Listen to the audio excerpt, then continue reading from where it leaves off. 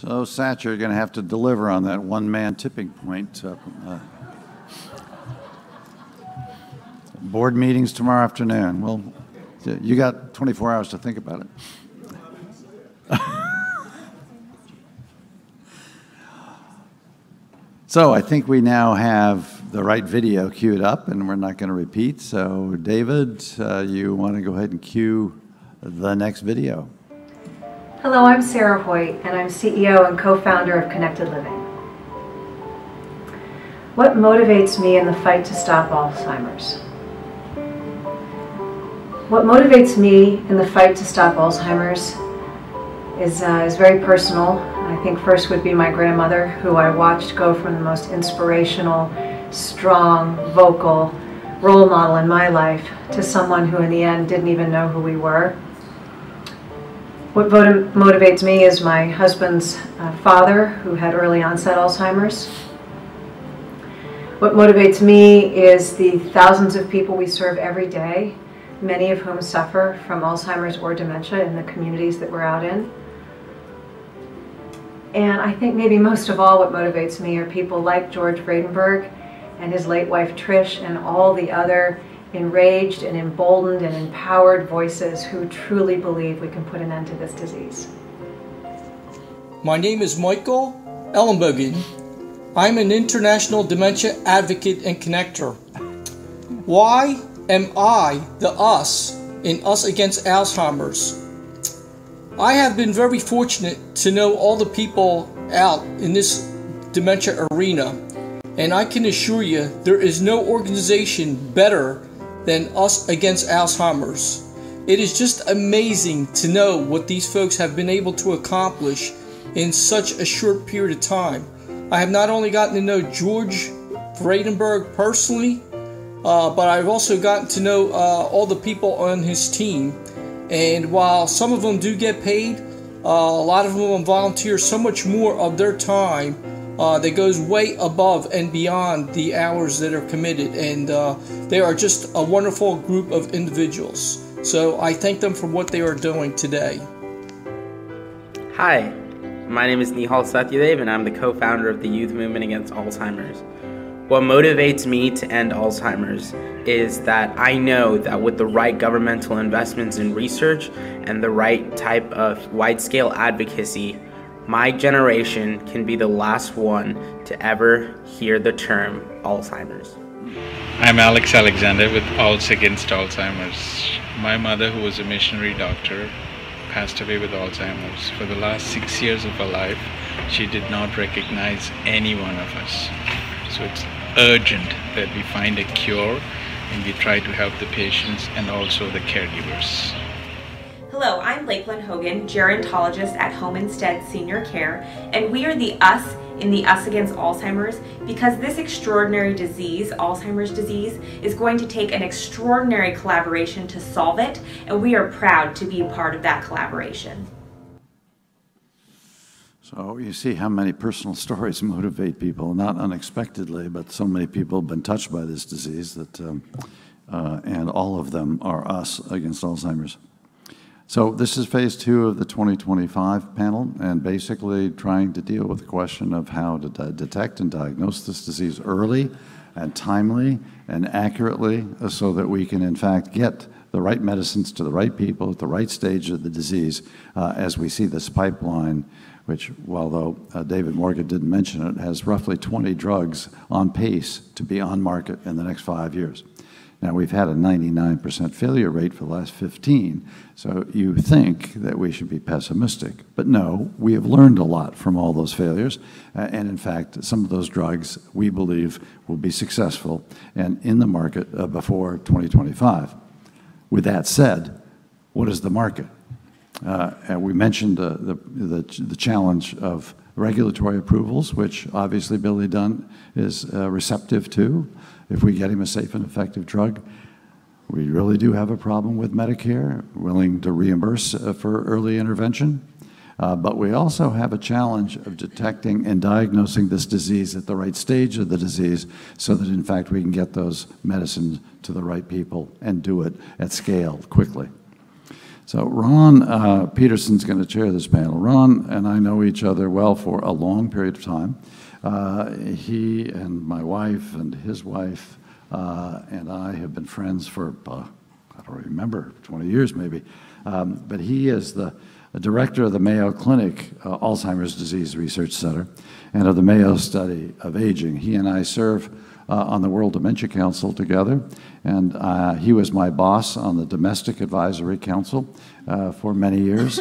So he has been active in the field as a clinician, as a researcher, as an advocate for this disease, and as a leader of many of the efforts to advocate here and around the world for increasing attention to this disease and making timely and correct diagnoses. So Ron, thank you very much for doing this today.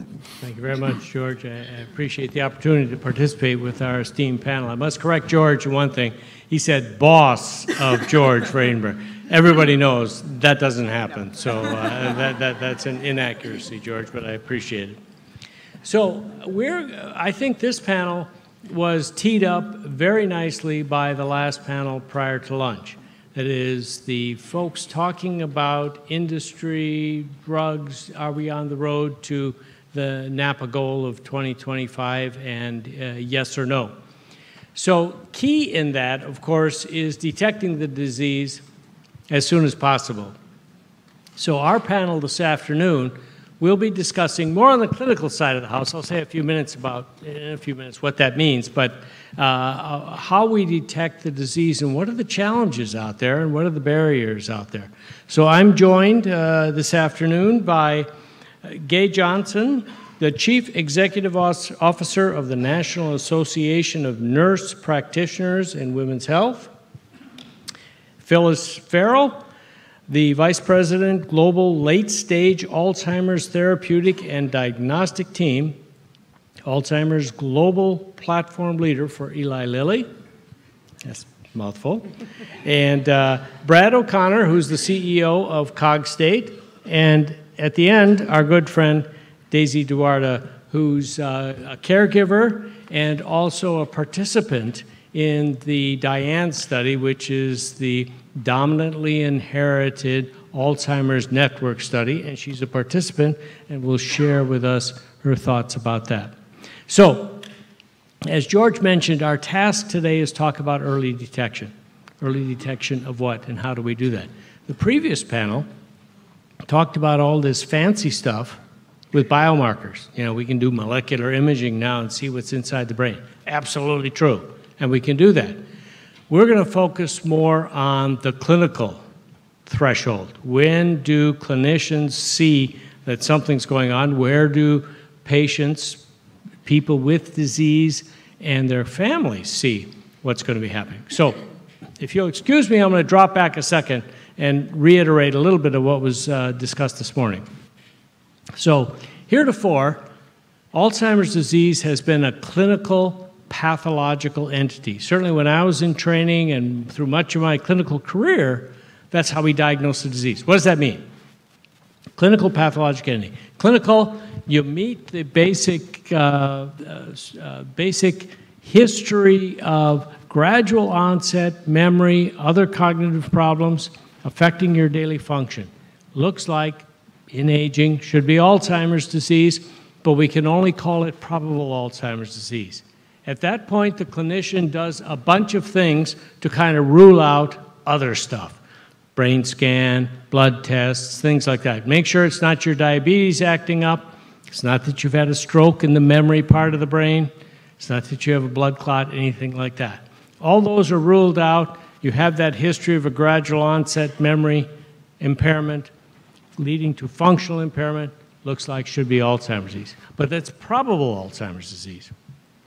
You don't get to definite Alzheimer's disease until the person passes away, has an autopsy, and when you look at the brain under the microscope, you see two features, plaques and tangles. Plaques made of the amyloid protein, tangles made of the tau protein. Then you call it definite Alzheimer's disease. You have those on the brain, you have that clinical picture. That's Alzheimer's disease. And that's the way it's been for decades. But now, as the previous panel indicated, we can look inside the brain to see those plaques and tangles prior to an autopsy. We can see them with PET scanning these days. We can infer them from spinal fluid in a lumbar puncture. So in fact, we can make the biologic diagnosis much earlier than we formerly could. And that's helping the drug development field enormously, because now we can target drugs. Drugs can target these particular pathologic entities in living people earlier in life. But the challenge still remains for the clinicians, for the people out there who see the patients coming in at the forefront saying, you know, here's my diabetes, here's my blood pressure. Oh, by the way, I'm having trouble remembering names. What does that mean? Is that it? Are we at the beginning of Alzheimer's? What does the person do at that point in time? So that's kind of what we're going to be discussing this afternoon, and we really want your input on this because this is a very fluid topic in terms of how we do this and what are the barriers to making an early diagnosis. So with that as a preamble, let me turn to our panel. I'm going to turn first to Gay, and she's going to tell us from a nurse practitioner's viewpoint, what does this disease mean?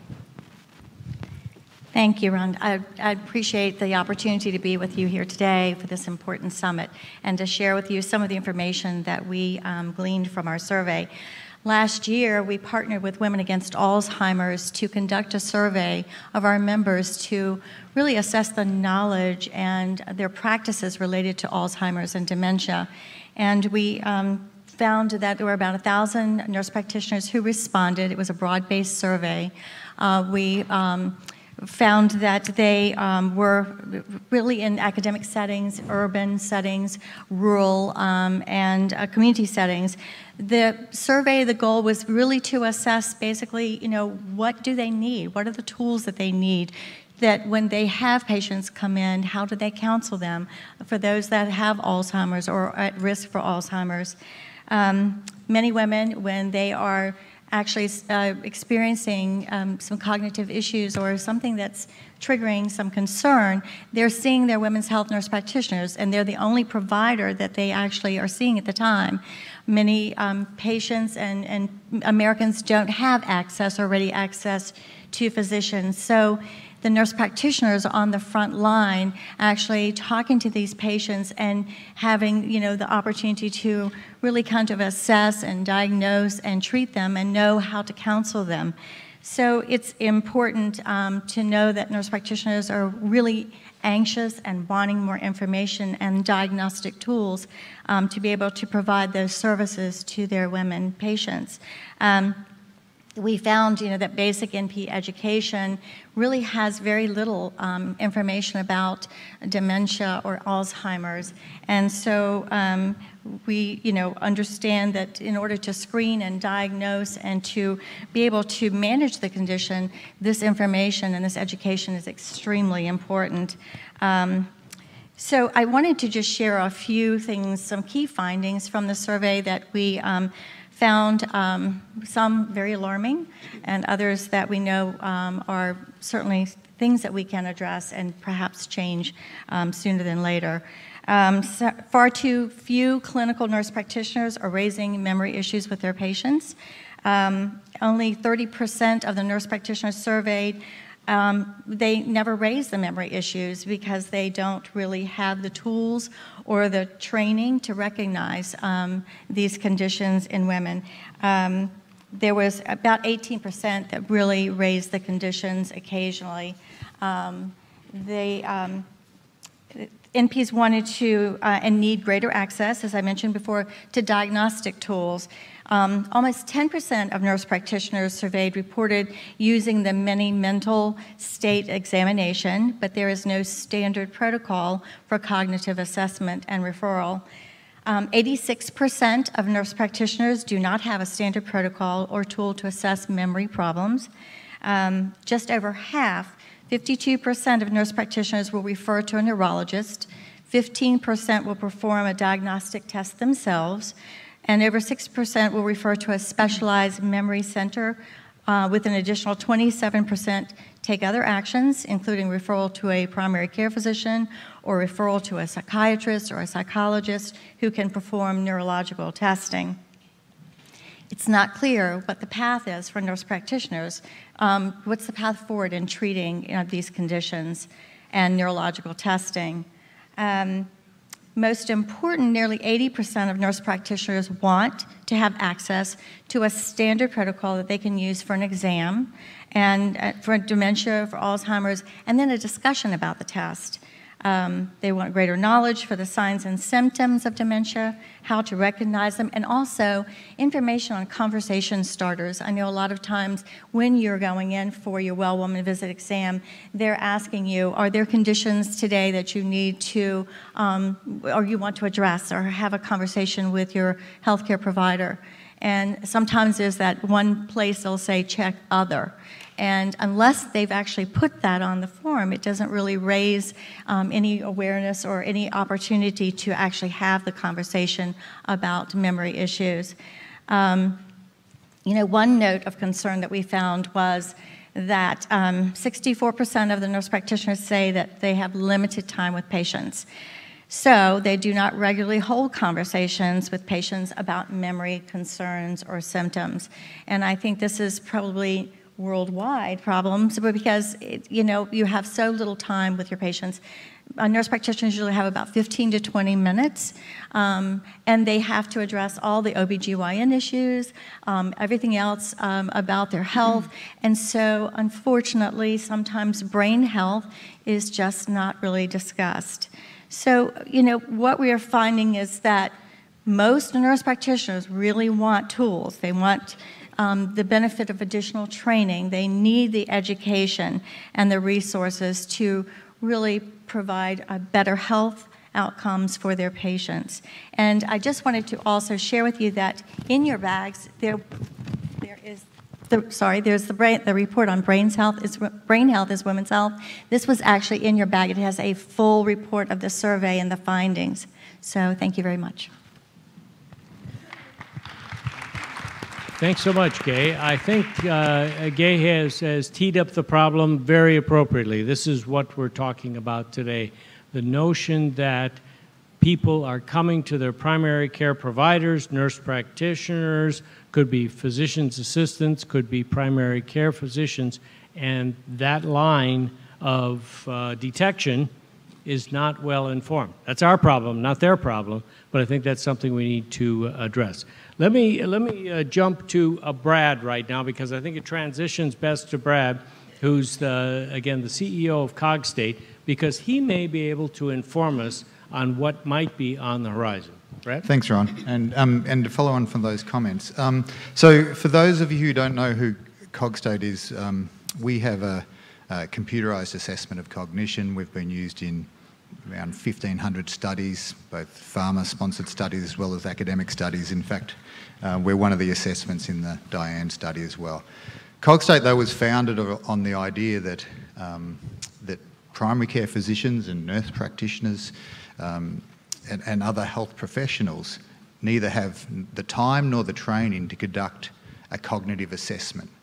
And so really trying to look at the issue of how do we, can we use technology to facilitate cognitive assessment and provide data to our nurse practitioners and our doctors so that they can spend the time looking at the outcomes of that data rather than the collection of the data.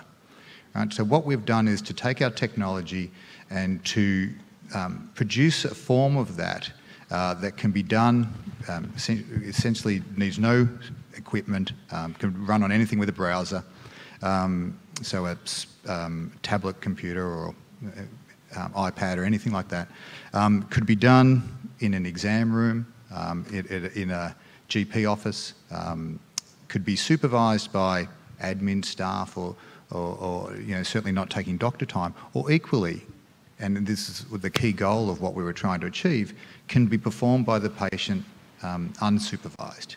Equally, what we've built into the system is the ability for a prescribing physician to prescribe the test to a patient, the patient do that in the comfort of their own home, but the data to go directly back to the physician, linking into those into the electronic medical records. So the doctor can spend the time looking at the data, which will provide a comparison to an aged based normative database, but also show change over time. And of course, change over time being the most sensitive assessment in terms of cognition.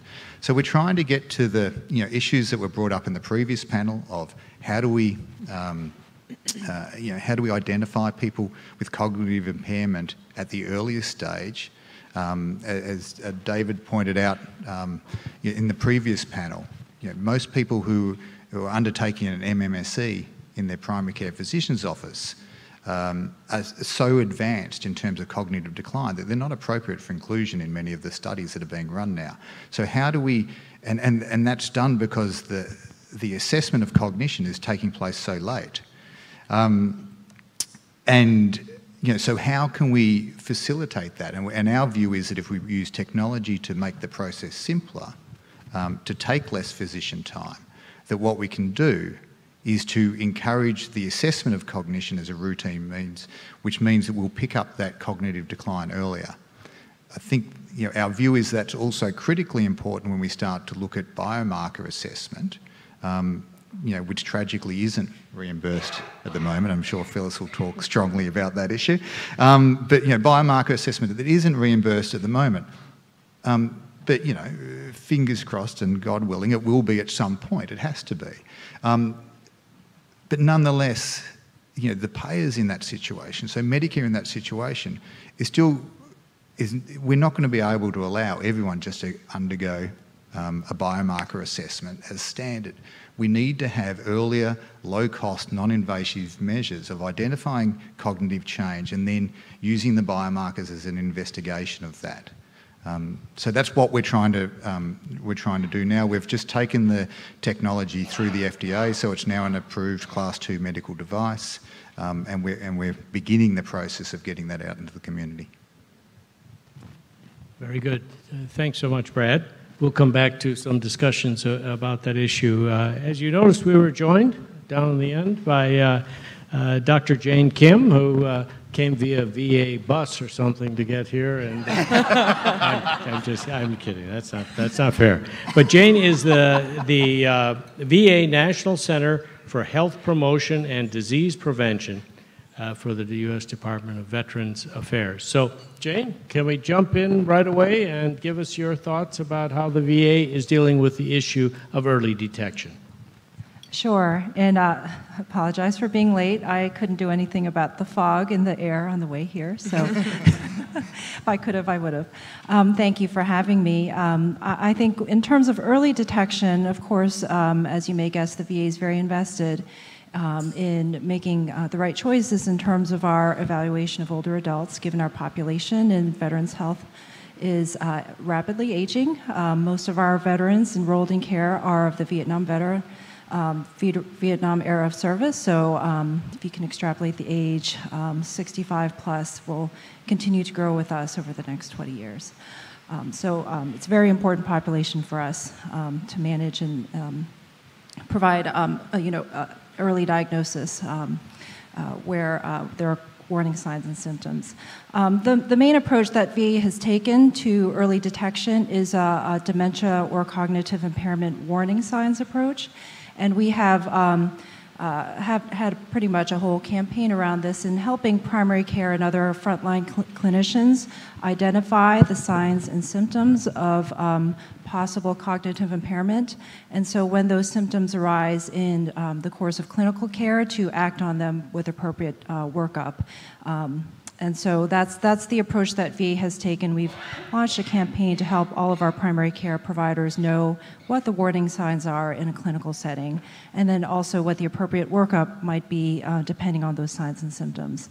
So it's really a keep your eyes out approach and be very kind of alert to those signs and symptoms in the primary care or general care setting. Along with that, there are a lot of supports if a patient is diagnosed with dementia or cognitive impairment.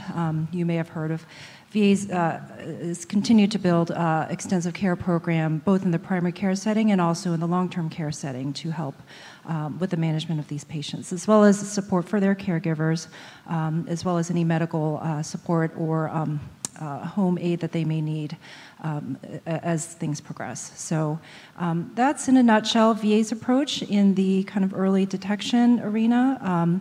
And we'll probably go into more details or questions, I suppose, as the panel goes on.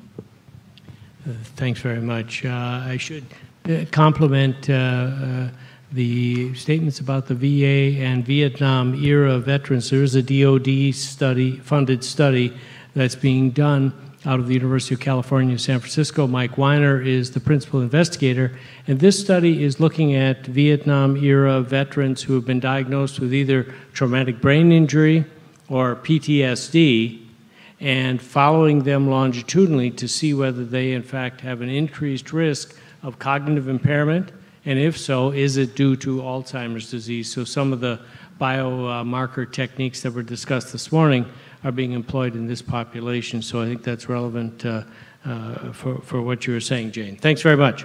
All right, let's turn to Phyllis now. From an industry perspective, what does early detection mean for you, and how important is it?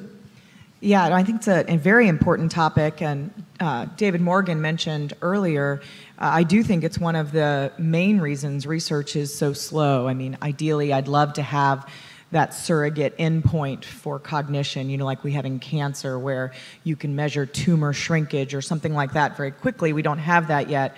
But absent of that scientific breakthrough, probably the single biggest thing, and I would say the single biggest thing that slows down these studies is actually how long it takes to identify patients. So I'm going to try something, and it might backfire on me because I haven't done this before, but we'll give it a go. And I recognize first that this is a biased sample, okay? You all are a not representative sample of the United States of America and awareness of Alzheimer's disease. So I'm going to go in with that in case this whole thing fails. But raise your hand if you or a family member has suffered or is suffering with Alzheimer's or dementia. Okay, no surprise. Now, keep your hand up. Keep your hands up. Leave your hand up if you have ever had a conversation with your own family practice physician about your brain health. How about that? Okay, you can put your hands down. This is the group where 100% of us should be having that conversation. And so what I'm signaling is a little bit here about what Gay was saying in terms of the conversation that's happening with your most trusted healthcare provider. Now let me translate that into some numbers for randomized clinical trials. So Gay mentioned the MMSE, which is the Many Mental Status Exam. That is the most standard test we have today. Right now it's often done in pencil and paper. It takes, 45 minutes or so, proctored by a physician. Or an NP, not a really cost-effective way of things to go. But the scale is from 0 to 30, with 30 being the best. Okay, so just to give you a feeling of that. What happens today is we have in our clinical trials, and now I'm talking about somebody with symptoms, okay? We test somebody with mild Alzheimer's disease. So the word's mild, but typically this is someone who's no longer driving, balancing their checkbook. I would not consider it mild, okay, if it was what was happening to me. But that MMSE score is typically a range of 20 to 26 on that 0 to 30 scale. So just to kind of get you a feeling of where it is. The average MMSE at diagnosis in the United States of America in 2010 was 18. 18. And 20 to 26 is mild Alzheimer's disease. 30 is the best. Now, 7 years later, I think it's roughly 20. So we've made some progress. But I think this is a little bit of what we heard from Jerry and Michael and Brian when they express their frustration, because when I say Alzheimer's disease to you or you say Alzheimer's disease to someone at a cocktail party, their mental image is this little old lady in a rocking chair in the corner of a long-term care nursing home, right? And how many times have we slipped up today and said they can't speak for themselves? Well, that's not true. Actually, we know now that the pathology starts a lot earlier. And I think the problem is we go from, here's this, little old lady who can't feed herself in the very, what I'd call severe late stages of Alzheimer's disease in the long-term care home. And then we jump all the way to how do we prevent it 20 years before symptoms. And the problem is you jump over this massive group of people who are actually living extremely well with this disease, unless they're very, very frustrated because they're 4.5 years into waiting for a diagnosis. They know something's not going wrong in their brain. They want to have a conversation with their doctor. They want to have a conversation with their family. They try to have that conversation. There isn't enough time. The doctors don't understand the tools. They're afraid to talk about the disease. And you have this gaping hole that we're missing. And the challenge then is not only are we today not getting the support to those individuals. What did we hear today? We heard that in people of color, this unpredictability, this ability to deal with a crisis before it happens, we know the progression of this disease. We know how this disease is going to go forward. And I remember listening to my mom, and I'd say, "How you doing, Mom? How you doing?" And she'd say, "Oh, I'm fine, honey. If it stays exactly like this, I'll be just fine." And I knew full well it wasn't going to stay exactly like this. So we aren't actually getting today to those people who are starting to have those symptoms and the family that knows what this progress is going to look like. We aren't getting all the tools and resources and things to wrap around them for support. Number one, unacceptable. But number two, we've taken away the opportunity for them to participate in the clinical research. So let's play this forward now to doing clinical research. So we completed a study for solanezumab that was recruited the fastest of any Alzheimer's study, was in that 20 to 26 range, in the history of Alzheimer's research, or at least that's what we like to say. And it took us 17 months to find 1,000 people in the US. And we were celebrating, and here I am, I'm a commercial person, and I go, there's 5 million people with this disease in this country. Why are we celebrating that it took us a year and a half to find 1,000 of them? But that was the fastest we've ever gone. And that was when I started peeling back the onion and saying, there is something wrong in the underlying system here. So we've laid this clinical trial process on top of a foundation that's broken.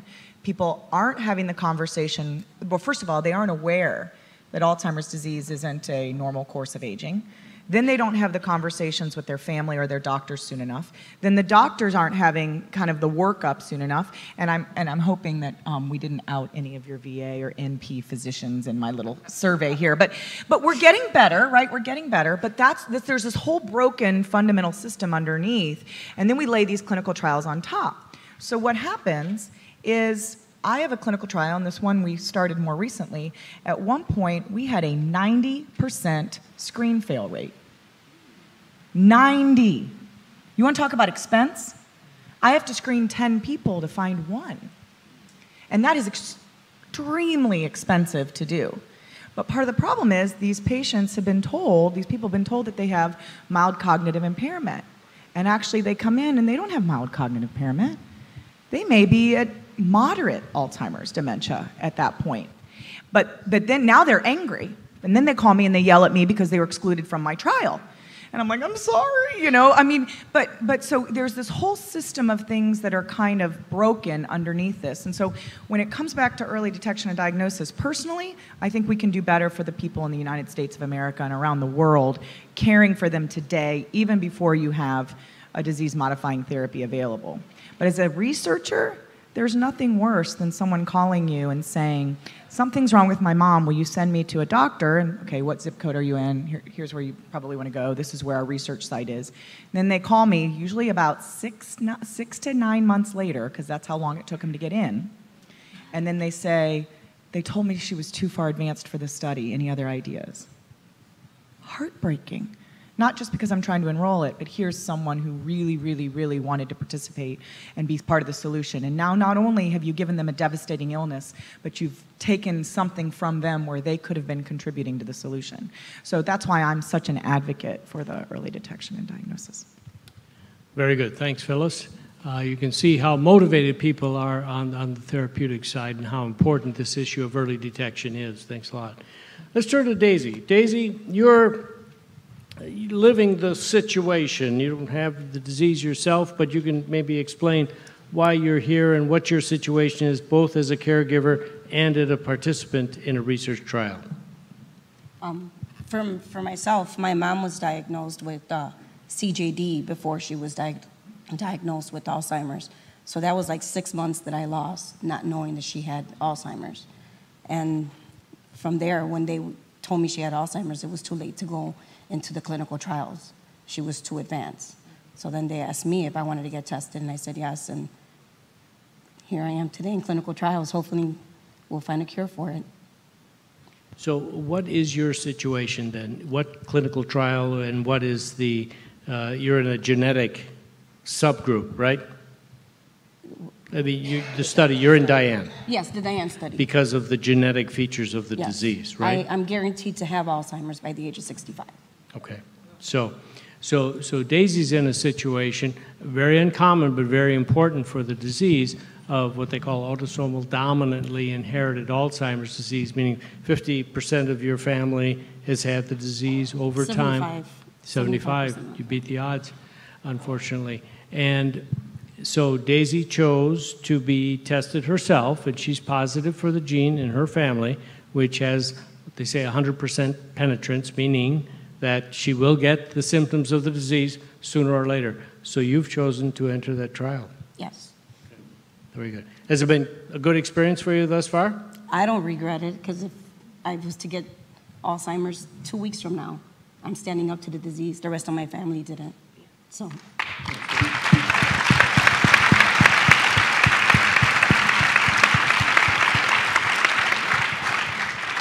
Alrighty, well, we've raised a lot of interesting questions, a lot of dilemmas here, I think, for our healthcare system. And it's not good people, bad people, but just systemic problems. And I'd like to bounce a few questions back and forth, and then we'll open it up for questions from all of you.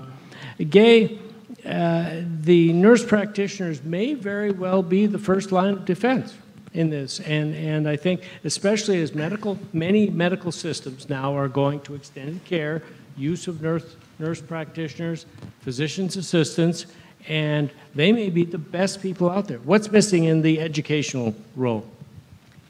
Well, I think that, you know, the curriculum is, especially for a women's health nurse practitioner, is really focused overall on women's health. It's beyond OBGYN, but there really is such limited information about Alzheimer's, and that really needs to be included in part of the curriculum. So I think that moving forward, nurse practitioners that have chosen this field and coming through the courses really need to have more education around it.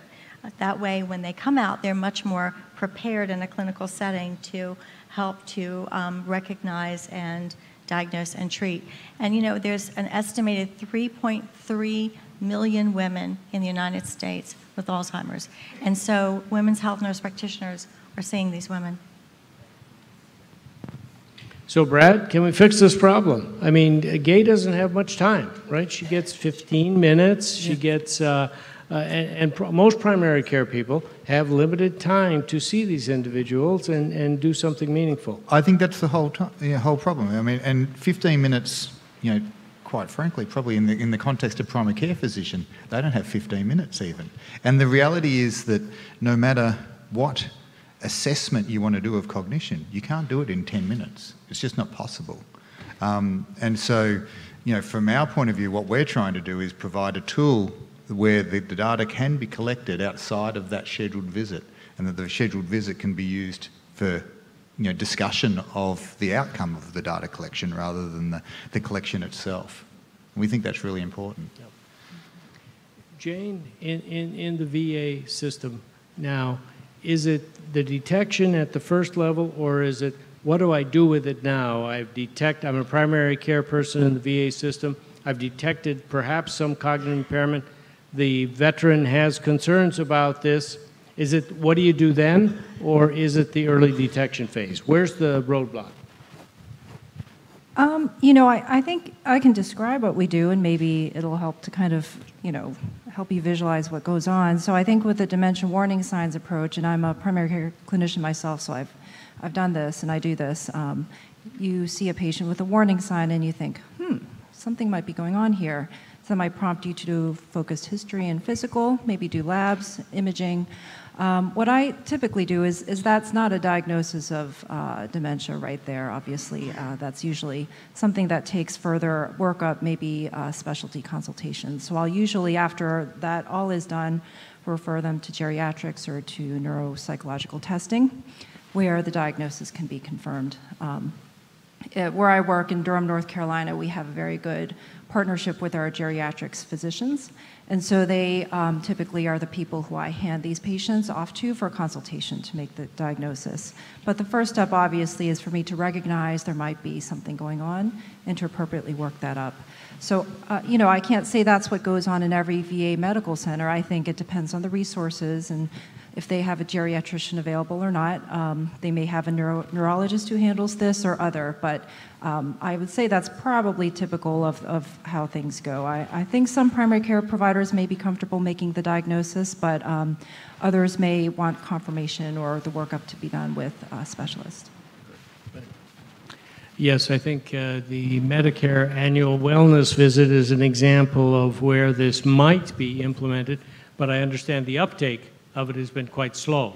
And again, physicians are not incentivized to really do a mental status exam as the next vital sign when they're assessing their patients at the Medicare level. So this is, I think part of it is due to us and the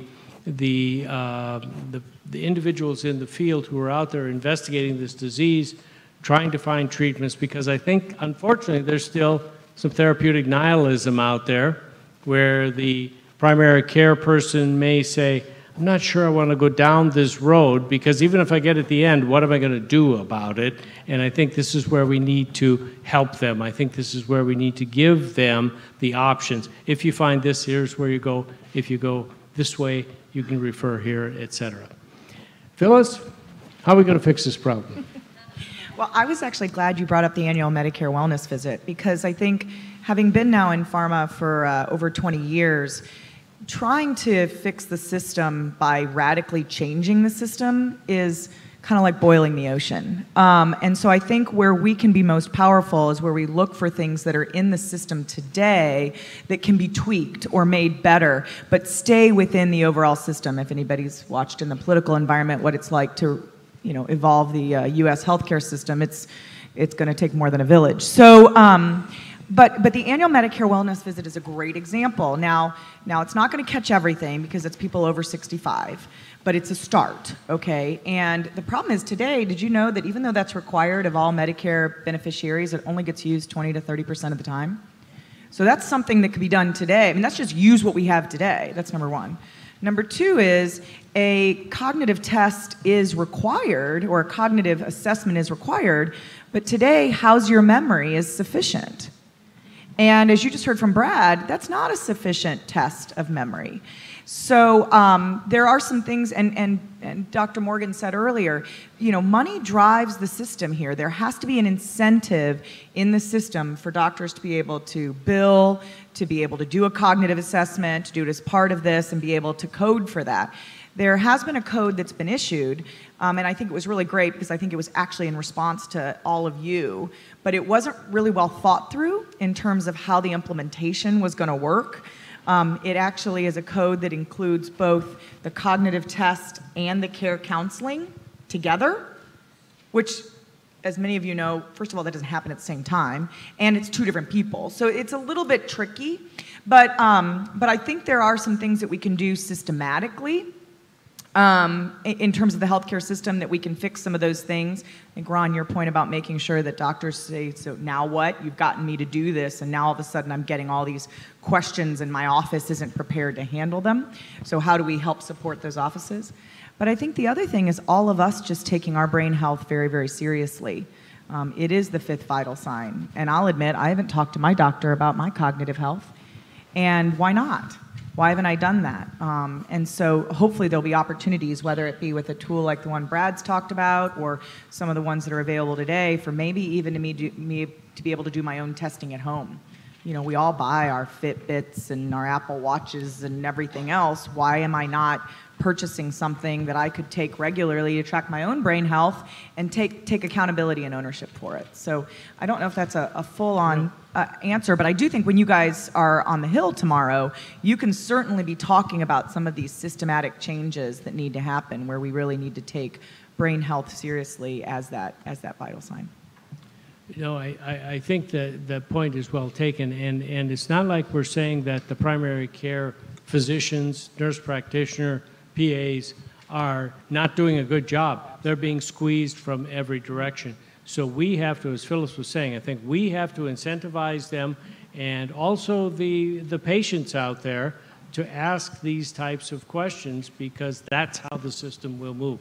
Slowly, but it will move.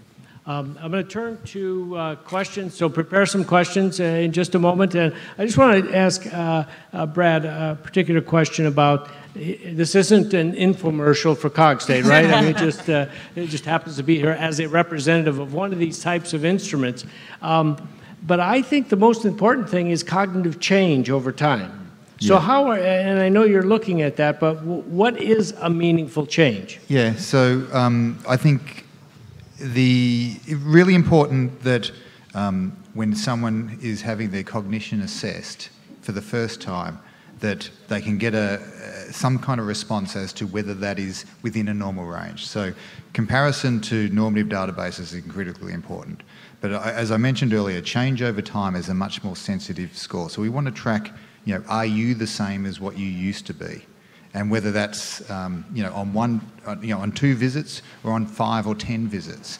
And I think something like introduction to or inclusion as part of an annual wellness visit, where we've got 5, 6, 7 data points on an individual, and we can see a steady but slow decline in that individual that may even still have them within a normative range, right? But that individual is changing over time. That's the kind of change that we're looking for, which is not to say that replaces a fulsome workup, that it suggests to the physician that something's going on here that we need to investigate, which logically then is the point at which you start looking at biomarker assessments, and understanding what is happening in that individual, because it can be you need to think about measurement of cognition like you think about temperature, right? And think about what we do as a thermometer.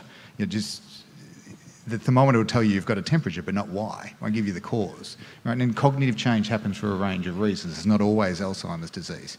But that it's happening means that there's a reason, there's something that needs to be investigated, because it's not normal. And I think that's the other thing that needs to change, is this, this belief that exists that, that cognition declines as you get older, and that, that this is a natural part of aging. I'm just going to get worse. It's not. If there's change going on, it's because something is happening, and we need to investigate it. So when I call him Sally, that's a part of normal aging. Okay, that's just a change that I. Okay, let's take some questions. I was wondering, how is the Precision Medicine Initiative that all of us study, where they're recruiting 1 million people from all ages to participate in research? How will that interplay with early detection and diagnosis? It's a good one. I have some authorities here on Precision Medicine Initiative. I've got to admit that I don't know what it is. I'll take a far stab at that. Precision medicine has largely been focused on genetic characteristics, and a lot of diseases, cancer in particular, have some cancers have some very unique genetic signatures that will tell you this drug might be effective, that drug won't be effective, et cetera, et cetera. When I've talked about precision medicine with regard to Alzheimer's disease, there is a genetic susceptibility.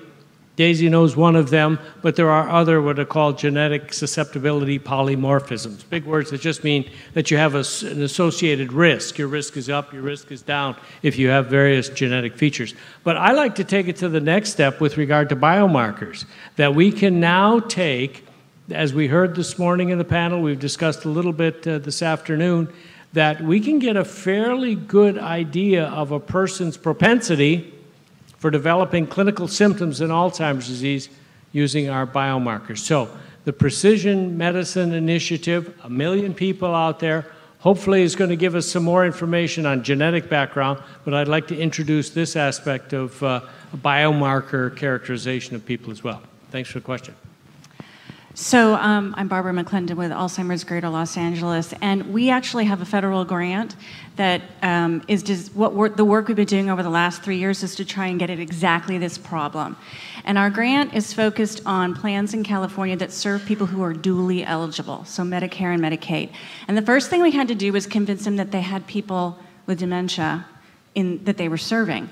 And when we looked at the data, we said, you know, for people who are dually eligible, it's like 25% of those people who probably have some kind of cognitive impairment. So even if you haven't diagnosed them, they're there.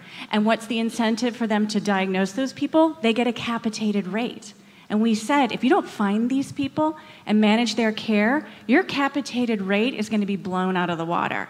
And so we started to get buy-in. And some of the exciting things that we've seen happen are a couple of the plans we were right at that moment where they were looking at changing their electronic medical record system, and we got them to embed a screening tool, and we got them to embed a caregiver assessment tool. And our hope is that those changes aren't going to be limited to just this line of business. They're going to bleed over into everybody that they serve, and they're not going to stay just in California, because a couple of these plans serve the whole nation. So the changes we convince them or talk them into in California will get to be experienced in all of those other states that they serve. But the last thing I'll say is the system is so fragmented. That's really a challenge to making these kinds of changes, because we're working with the health plans and they say, but we delegate everything. Now you got to go talk to all the physician groups we have. We have 8. So, you know, it's going to take all of us working all the time to really try and change the system. Yeah, and I would just echo one thing on that. There's this thing we have in the U.S. called quality measures. And a lot of the payer systems that you all are part of have a series of quality measures, but there aren't any quality measures for cognition. The quality measures are things like heart disease, diabetes, because these are the diseases that have the greatest financial burden on our system. So these care systems, like what you're talking about, have these measures or algorithms that they're supposed to use. Well, what we know is that a diabetic who has cognitive impairment is not a very well-behaved diabetic. They don't actually have very good diabetes outcomes because there's all these things they have to do to manage their diabetes, and their cognitive impairment is preventing them from doing all those things. So there may be a way. Now, I'd love to have quality metrics on, federally on cognition, but even without that, we can be talking to systems to say, hey, your capitation or your spend on these patients is going to go, blown off the roof because they're not managing their other diseases as well. So it's a great plan. Yep, studies have indicated that a person with diabetes costs the system X dollars, a person with dementia and diabetes costs the system 3X dollars. And so that gets the attention at times. Ian? So part of what we've talked about throughout this summit and part of what will be the message on the Hill is trying to have national goals. And I'll make one observation and ask a question.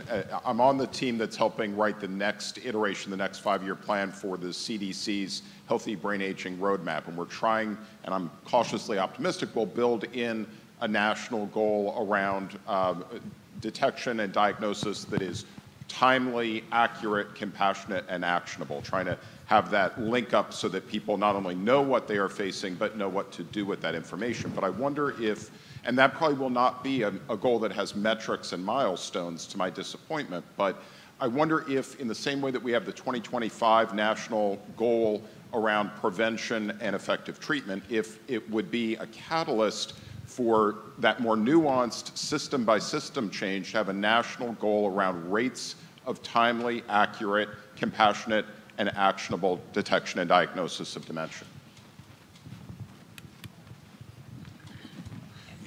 Amen.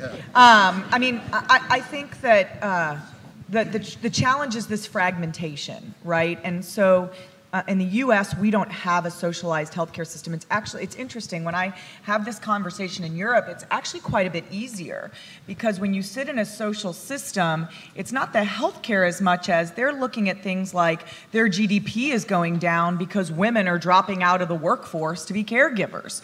And so they're looking at it kind of as a social system. And for us, because we have all these budgets and all these different people own it and all these different scorecards, so I think it's difficult to set necessarily a national metric, but I'd be the first one to support it's got to be better than it is today.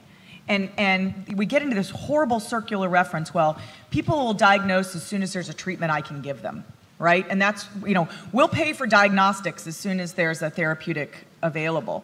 The problem is you just put yourself into this death spiral, which is if you aren't funding the diagnostics, the system's not getting fixed. The people that have this disease aren't then raising their hands for clinical trials. The clinical trials are too slow, and then it's slower to get the drug, and therefore you don't have the diagnostic paid for. So we've got to actually switch that circle to a virtuous circle and go the other direction, which is we know today we can do something for people who identify with those symptoms very early, even without a therapeutic available and approved. We know that we can care for them better today, and we know that the system benefits because maybe we can put a diabetes program in place for them so that their healthcare utilization rates go down, and somehow we've got to get that circle going the opposite direction. Ian, on the George mentioned the World Dementia Council, where people have been looking at rates of diagnosis, and in the UK in particular, now that's a unified health system, but they in fact have a goal to move the rates of detection and diagnosis from 45 to 65%. I think it's Scotland that has the best rate. 80%, George says. So yeah, Scotland's like tripled or something when they all sat at the table and said they were going to fix it. Right. It's a little more challenging in this country, but I think if we don't put it out there and try to attempt improving the diagnosis rates, we're going to be missing it. Okay. Maybe that's our BHAG, our big, hairy, audacious goal. Yeah. Hi. This is Behan Zayim here. Sorry. I'm with AZI. And so, understanding that this discussion, the confirmatory diagnosis will most likely be some sophisticated neuroimaging, as you pointed out, but what we're trying to do is enrich for positivity of that, right, with earlier. So this discussion so far focused on cognition as, some kind of early detection marker. I'd just be interested in the panel's views on other modalities like speech pattern analysis, changes in speech patterns, or deep learning of electronic medical records and trying to find some algorithm to find a signature that would predict AD or spatial disorientation. What are some of the other approaches other than cognition that might help us to, in this early detection, to get people, the right people, to PET scanning? Thanks. It's a good question. Comments one way or another? I'm aware of some exercises. Optum Labs is one who has access to millions of medical records and are trying to use natural language processing and other indices to see if there are features in the medical record that might give us a clue. PCORI has an exercise also with tens of millions of participants in the PCORI database to look for characteristics when people talk earlier in their medical history about this feature or that feature. Might that imply that down the road they are going to be at increased risk? I think all this work is nascent. I've not been overly impressed with the results thus far, but certainly worth looking, because I think what Brad and colleagues like Brad are trying to do is, as you say, not make the diagnosis from the medical record or not make the diagnosis based on a mini mental exam, but say, can we bin people into high, medium, and low risk of having the disease? If we can do that with a safe, a cheap, a quick instrument to help the primary care people and also help the healthcare system, then we can allocate some of these more sophisticated instruments to the appropriate individuals who are at various levels of risk of developing the disease. I think that is a possibility and worth shooting for. I'd just add that we're working with a number of people who are looking at these more passive measures. So thinking about, active measures is where we're actively testing someone versus passive measures where we're watching their activity via what they're doing on the internet or what they, wearable devices, things, sewn into clothes or whatever it is. And we're working with a number of people on that. I think the challenge is to find that correlation and to get the data set that's large enough, to pinpoint that correlation. I think that's a challenge, but I think it's clearly where, one of the things we have to look at over time. You've got to say something. And then we'll go back to, okay, go ahead. I just wanted to understand practically what it means to be part of a clinical trial. What does that entail? Well, for the Diane study, I get two shots. Well, now it's just one because I signed up for another 2 years. So I get one shot for 5 minutes with an electric pump. And then I get cognitive testing every 6 months. And then once a year, I go to St. Louis and I do cognitive testing. And then this year, I won't do the lumbar puncture. I won't do that. But I'll do CAT scans, the tau scan, and MRIs. And every other month, I get an MRI. So just to build on that, how's the experience been? Because I know some people say, well, I don't want to be a lab rat. This clinical trial experience is scary for me. But then I usually talk to people after a clinical trial that say, wow, I wish I'd started that sooner. So I don't know if you want to talk about I have mixed feelings. Well, share them both. I could do without the lumbar puncture. Amen. For sure. Epidurals, but, yeah. If it's to find a cure, I guess, I'll take anything that comes my way because I always said, since I've been in clinical trials, we're going to find a cure and it's going to be a person in clinical trials. Do you like, yeah. Good.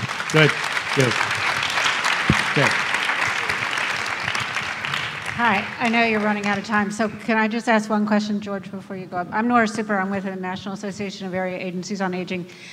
Just back on the question of how do we make change, and I know many of you all are going up to the Hill tomorrow, and I think oftentimes people look to the Welcome to Medicare, the annual medical visit, as a great example, but it is really underutilized, and I think the big problem is the reimbursement system in our country. So as we go up, it's assessment. Why those of us who have Alzheimer's in our family history don't talk to our doctors about it is because they're not reimbursed to spend more than 15 minutes with us on anything. So if we go in to talk about our shoulder, they're only reimbursed to talk to us about our shoulder, and that's the problem.